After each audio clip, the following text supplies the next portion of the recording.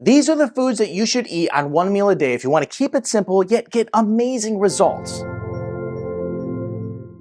Hey Wellness Warrior, I'm Dr. Nick Zarowski, and one meal a day offers such great benefits. I'm going to show you exactly what to eat, how to break down your macros, and also some of the benefits that you're going to get.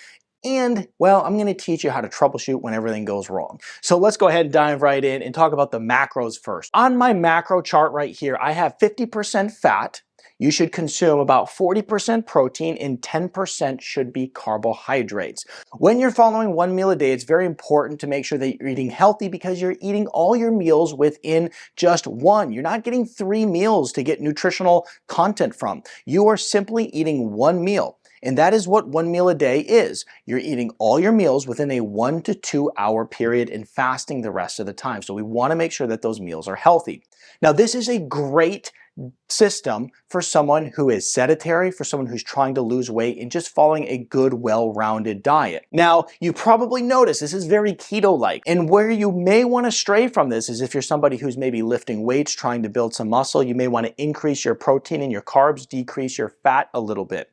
If you're somebody who is maybe an endurance athlete, you'd want to do the same thing, increase carbs and protein and decrease your fat. Here's the thing, is that you will change this according to what your needs are, and everybody's going to be a little bit different. But like I said, you're trying to lose weight, you're trying to heal, you're very sedentary throughout the day. This is a great system, and of course we'll talk about which foods to eat in just a second. But first I want to talk about losing weight as a major benefit to this.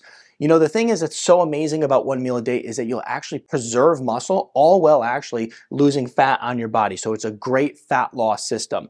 And now the next thing is inflammation. If you're aching and pain and your joints hurt all the time, maybe you have arthritis, or maybe you're even suffering from a health condition, it's going to really support decreasing inflammation and help with the healing process. And I put it's going to stimulate healing because you are more likely to get into a state of autophagy with one meal a day when you're doing this type of fasting. So if we want to stimulate autophagy, which is the cellular repair process, then we're going to use one meal a day to do so. It's convenient because you're not trying to plan 3 meals, you're planning one healthy meal a day. It's going to help with your brain energy, but also your physical energy as well. Most people who start this, the first thing they notice is like, man, my brain feels really good when I'm doing this. So now let's go ahead and jump back into the food category, okay? I actually want to start with fats. Some good healthy fats to consume when you are following this one meal a day plan is going to be fats like coconut oil, avocado oil, butter, ghee, tallow, nuts and seeds,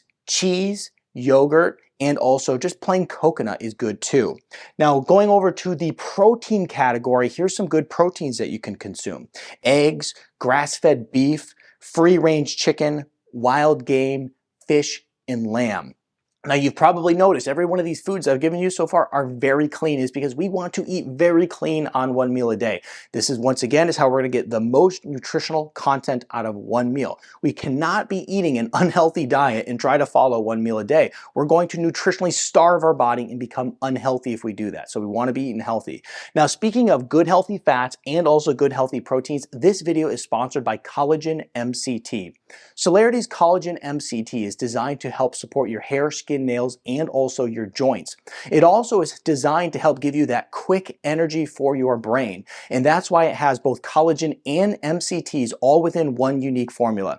This is something that I actually use daily. I put a scoop of this in my coffee, and as a result of that, I feel great. And so if you want to actually get your very own bottle of Collagen MCT, go ahead and use this code here and click on the link in the description below to save 10% on Collagen MCT. This is a great addition to anybody who's intermittent fasting or doing one meal a day because you get that great dose of fats and proteins.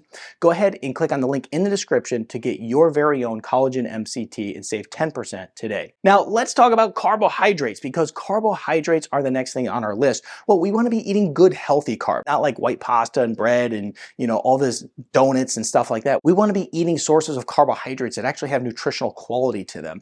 Things like potatoes, like white potatoes, sweet potatoes, quinoa, getting our carbs from our fruit. And with our fruit, we want to stick to more low glycemic fruits like berries such as strawberries and blueberries because they're very micronutrient dense and they also are going to be low glycemic. We can also use some citrus fruits like grapefruit. We could use Granny Smith apples, once again low in sugar content. So we could use these as a good carbohydrate source as well.